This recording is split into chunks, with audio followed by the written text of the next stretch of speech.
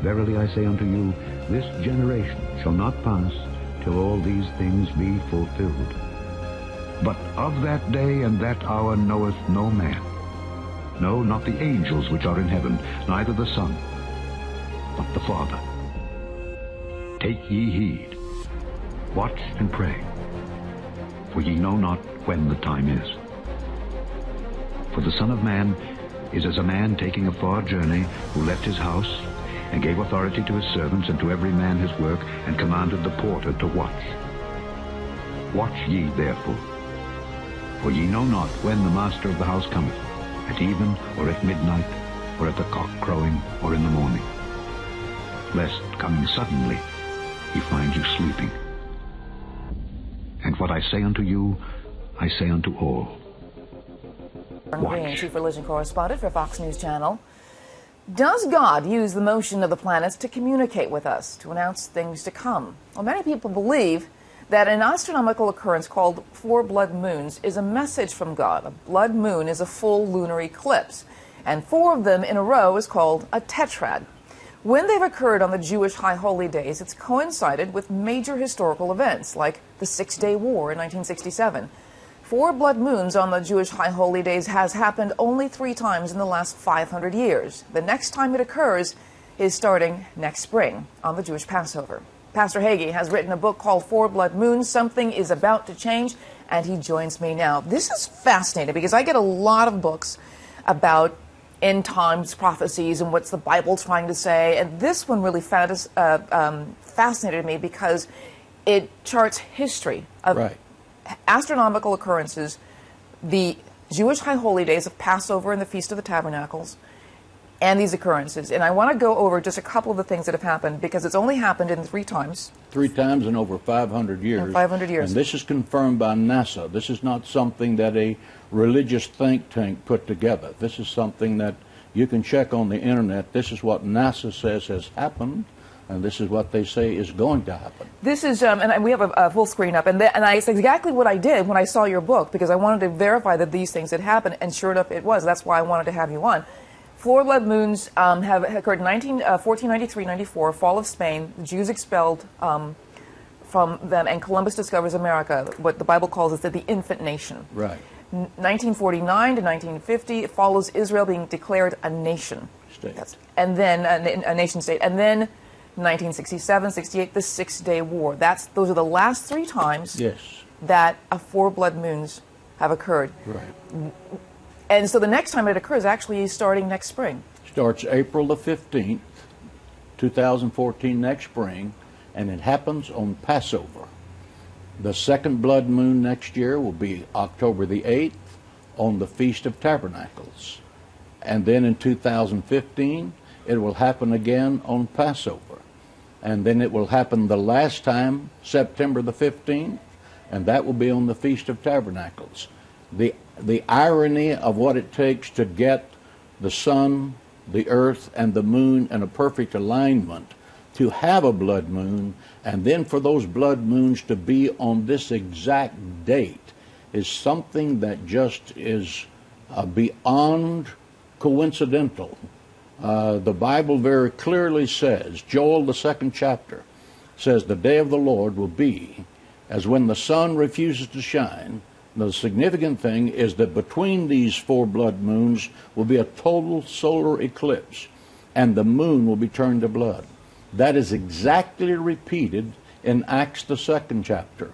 It is repeated by Jesus Christ in the book of Luke, the 21st chapter, when he said, you will see the sun, signs in the sun, the moon, and the stars. And when you see these signs, lift up your head, your redemption draweth nigh. So you're saying that this next 4 blood moons that's starting next spring, is this the end times, what we're looking for, or do you not know what is being communicated with this? Technically, prophetically, the end times began with the outpouring of Pentecost 2,000 years ago.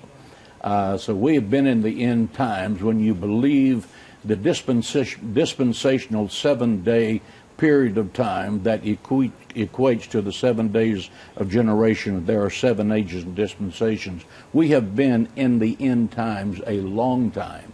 But when we are reaching that point in time when world history is about to change, we are entering that zone, and it's going to change forever. It's going to change dramatically, and it's going to involve Israel, because it has involved Israel in 1492, 1948, 1967. And each time it has gone from tragedy to triumph.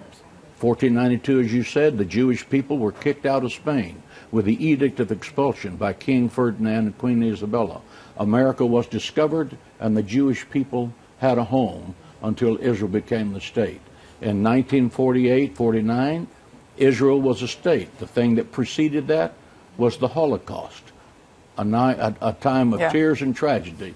1967 was the Six-Day War, and then Jerusalem became a part of the state. But what do we know what it's going to happen? I mean, we get a lot of prophecy, a lot of end-time prophecies. I get the books a lot, but there's no telling what is actually going to happen. I mean, you could not have predicted a Six-Day War. You could not have predicted a lot of the things that happened after the Second World War with the, with the partition for Israel.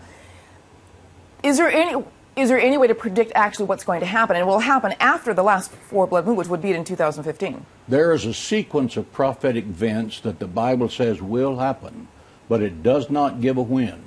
It just says, when you see these signs like this, lift up your heads and rejoice, your redemption draweth nigh, meaning that the end of this age is coming and the Messianic age is going to appear. How long is that? No one knows. Well, it's a fascinating topic, and I urge people to not only check out your book, but also check out what's on the internet, because there's a lot of stuff about four blood moons that people can check out for themselves and see what they think. I mean, there are a lot of people who just poo-poo any kind of end-time prophecy. There are a lot of theologians that say that you can't predict what's going to happen. But the fact is that this is an astronomical occurrence that did occur, that happened at this time, and that the next one is going to start happening next spring. So it's fascinating. And one last thing, though, for the first time in history, I believe Hanukkah is on Thanksgiving. For the first time in thousands of years, and it will not happen ever again. Is that part of what's changing in this world, too? God's trying to communicate with us something, or is this not even related? Well, I can't address that because that's not something I've researched. But I have researched this backwards and forwards. And the concept that these four blood moons happen on a high holiday 4 times in a row with a solar eclipse in the middle is beyond the null hypothesis of probability. This is something that the Bible, using the sun, the moon, and the stars as a communication system to humanity, says something is about to change, and world history is going to change forever. Well, the book is called Four Blood Moons, and something is about to change. Pastor John Hagee, thank you very much for being on the Spirited Debate. Thank you for having me. I'm honored to be here. All right, and thank you very much for... And it shall come to pass in the last days, saith God, I will pour out of my Spirit upon all flesh. And your sons and your daughters shall prophesy, and your young men shall see visions, and your old men shall dream dreams. And on my servants and on my handmaidens I will pour out in those days of my Spirit, and they shall prophesy. And I will show wonders in heaven above, and signs in the earth beneath, blood and fire and vapor of smoke. The sun shall be turned into darkness, and the moon into blood, before that great and notable day of the Lord come. And it shall come to pass that whosoever shall call on the name of the Lord shall be saved.